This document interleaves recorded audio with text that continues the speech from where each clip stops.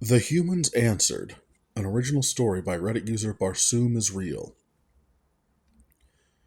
I was just 3 weeks out of training and I already have had enough of this war. The Threens were winning. They were ruthless, sadistic, and totally without mercy or compassion. Whenever they found one of our colonies, they started the occupation by destroying our birthing pools, killing our young while still in the larval stage. Helpless. We fought back as best we could, but our ships were smaller, slower, and poorly armed. We faced a war of extinction, and yet our leaders kept trying diplomacy. After every meeting with the enemy, they promised to stop their actions, but they never did. They always just lied to our leaders, and our leaders lapped it up like the groveling dogs they were. I was assigned to the 3rd Response Unit, outfitted with one of our race's newest ships, top of the line, state of the art, but still a joke compared to our enemies. One thing my ship did have going for it was a small, faster-than-light engine. Unheard of, really, in such a small vessel. An idea came to me as I lay in my bunk, talking with my wingmate. We were discussing how we just fled from a Threen assault, giving up an entire planet to them, condemning every one of us still left on that rock to a gruesome death. You know what? I said, my arm draped over my eye stalks as if to hide from the fate we just imposed on many of our race. I think the humans were right. My wingmate coughed in shock. Why bring those crazies into it? He asked. Don't we have enough to contend with already? Humans. What they did, it opened many an eye stalk. That is for sure. When the humans were first discovered and introduced to the galaxy at large, they were excited. They were always smiling, hopeful, and optimistic for their futures. They were so happy to find out that they finally were advanced enough to be accepted into the galaxy. I remember seeing screen grabs of the Dolan ambassador laughing, literally laughing in the face of the human representatives. Advanced enough, he roared with mirth. Who cares if you're advanced enough? Your planet is rich in resources. That's all the advancement we need. The smile on the humans' faces seemed to crumple at that, though they valiantly tried to remain optimistic of the situation. Until the Dolans took untold millions of tons of resources and refused to pay, saying, Now you know to get payment up front. That knowledge is the only payment you will get from us. And the Sleen Empire, they invited 100,000 humans to come live on their planet, only to slap them in chains when they arrived and made slaves of them. When the humans, enraged at the treatment of their people, demanded the release of those captured, the Sleen Empire said, Very well, we are sending the 100,000 to you now, and then sent 100,000 Viridium-tipped missiles into human cities and settlements. It was after that when the Jandis Collective offered them medicine to treat the Viridium burns. At first, the medicine was a godsend, curing the burns and disease caused by the missiles, but then, every human that had gotten treatment died in a horrible agony. The Collective had used the humans as test subjects for a biological weapon. The humans, after this, cut off all contact with the galaxy at large. They had become a laughingstock, and were the butt of many a joke and insult. They refused any ship, left any hail unanswered, and never left their own area of space. But 2 of their years later, they opened channels to the galaxy and broadcast this message. We welcomed you with open arms. Some of you laugh at us, and that is fine.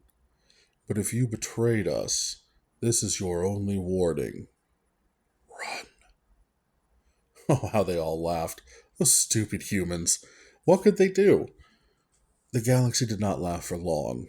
It seems that even though humans were the punchline of many a joke, they were still able to study the weapons and craft of their enemies and improve on the designs. The first sign that the humans might be a force to be reckoned with was when all 7 of the Sleen Empire core worlds were bombarded with tens of thousands of a new type of iridium missile, ones which seemed to react violently with the atmosphere itself, making the air unbreathable, and saw people immolated where they stood, even 1,000 miles from where the missile hit. Most of the galaxy thought this a fluke, that the humans blindly stumbled into creating a weapon that worked better than they planned. But when the Janus Collective began to fall sick, world after world of collective members dying in agony from a disease so potent it caused necrosis of the skin to where body parts started to fall off the infected, the galaxy realized this was indeed the humans exacting revenge.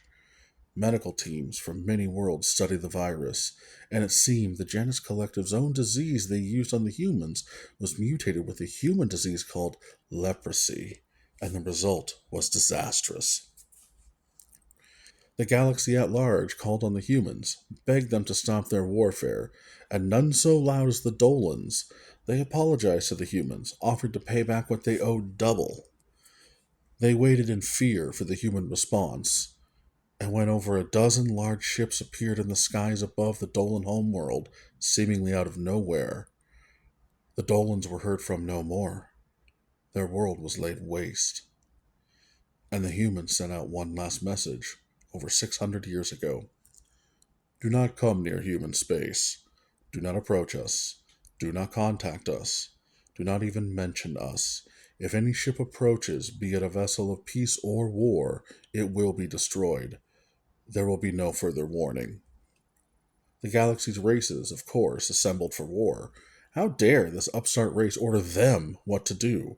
So thousands of ships flew to human space to wage war.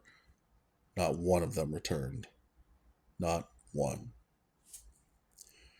Over the centuries, envoys have been sent to human space, all with the same result. The ship's engines would cut out for no reason, then the ships would be destroyed. The humans were right, I repeated. Everyone else in this galaxy sit there and watch us die, slowly, at the hands of the Threen. They do nothing. We would all be better off if we were just left alone. We would be better off if we were like the humans. And I stopped. My wingmate scoffed, but an idea had been planted in my head. A wild, crazy idea, but no more crazy than flying off undergunned to fight a more powerful opponent. Tomorrow, I would fly for human space. Tomorrow, I would do what no one dared to do for centuries. Tomorrow, I would ask for help from the most dangerous race in the galaxy. It is no small wonder that when I flew off, away from battle, my superiors thought me a coward. They threatened me with death if I did not return with their ship, but I was already light years from their grasp. My ship was, after all, the fastest single-man vehicle my race possessed. Even as fast as it was, it took weeks for me to near what we all thought was human-controlled space. I was nervous, scared that at any second I would be vaporized by some unseen hand. But still my ship flew on. Days later, as my stores of food were dwindling, my engines cut out for no apparent reason. My hands flew on the controls, but all systems reported they were working properly. Perplexed, I wondered why.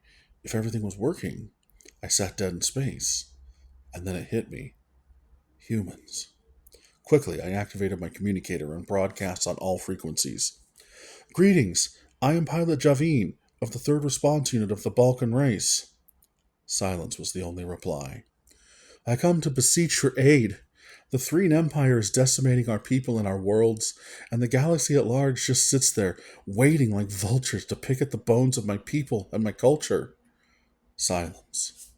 Once, your race also battled with the apathy and betrayal of the races of this wretched galaxy.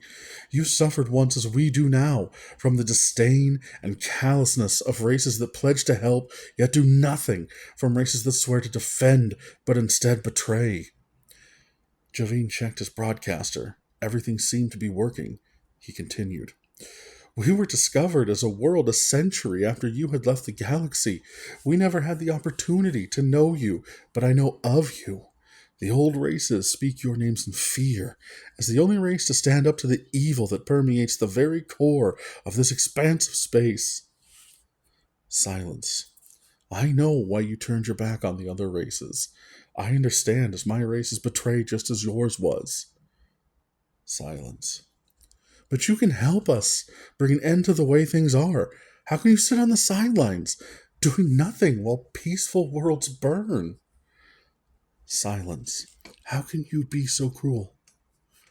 Silence. Angry, Javine yelled into his communicator, "How can you be so cowardly?" He sat in fear, waiting for his death, when without warning, his engines came back online.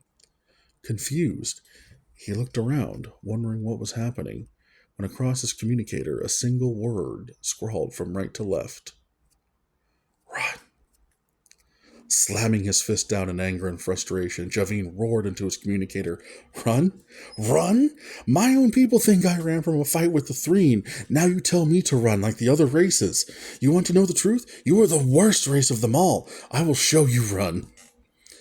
And with that, Javine ran to the engine room, ripped his sidearm from his holster, and fired it into the FTL engine that was his only way home, his only escape, his last hope. He fired until his weapon was dry, and the engine was little more than a pile of smoking slag metal. Breathing heavily, he roared back into the communicator. Cowards! You will not shoot me in the back. Look me in the eye stalks if you are going to kill me and be done with it. Silence. In a fit of rage, Javine smashed his empty sidearm into the communicator again and again. Now it truly would be silent. 2 days later, Javine's ship still floated dead in space. He sat on the floor, hugging his legs to his chest and still bristling with anger. He regretted his rash decision and wished he had died fighting the Threen. At least that death would have meaning. It was then that he felt a strange vibration. He looked up and around, trying to discern its source, when a strange voice, a human voice, but speaking perfect Balkan, seemed to fill his head, emanating from all around him. "Pilot Javine of the Balkan Empire, I extend you greetings," the voice said. "We have heard your request for aid in your conflict, and having spent the last days researching your plight, we, the Terran Empire, gladly offer you our unconditional assistance." Javine sat stunned, mouth agape. "Please stand by for your vessel to be taken aboard the UES Kavik for repairs." Thank you," Javine said timidly, unsure if the humans would be able to hear him. "Your thanks are not necessary," came the reply. "In fact, we owe you an apology. We have distrusted the other races for so long, we forgot what it was like to be facing them alone. You reminded us of something we long thought was impossible." "What is that?" Javine asked timidly. "That there can be other races out there, brave, defiant, good at heart, races that remind us of us." And with that, the words stopped, and Javine saw from his viewport 6 large angular vessels shimmer and appear from seemingly nowhere, huge and bristling with weapons. Help was here. The humans answered.